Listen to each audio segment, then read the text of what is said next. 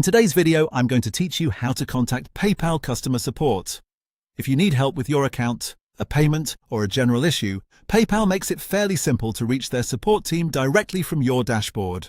The process is quick, and once you know where to look, it only takes a moment. Start by logging into your PayPal account and going to your dashboard. This is the main page where you can see your account activity and access different settings and tools. Once you're there, scroll down to the bottom of the page and look for the footer area. In that section, click on Contact Us. This is the main support entry point, and it's where PayPal gathers their help options in one place. After you open the Contact Us page, you'll usually see a search area where you can look up common problems. This can be useful if your issue is something simple, like a payment question, a login problem, or a basic account concern.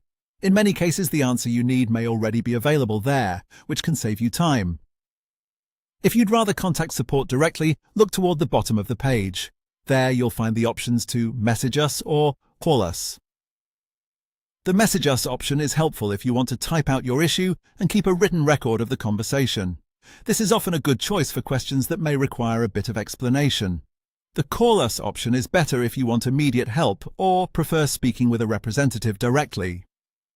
Before choosing either option, it's a good idea to have the details of your issue ready. For example, know which transaction or account problem you're contacting them about so you can explain it clearly and get support faster. If you choose to call, make sure you're in a quiet place so the conversation is easier to manage. If you send a message, be as clear and specific as possible.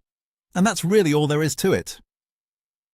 To contact PayPal customer support, go to your dashboard, click Contact Us in the footer, and then choose either Message Us or Call Us at the bottom of the support page. Once you know where these options are, getting help becomes much easier.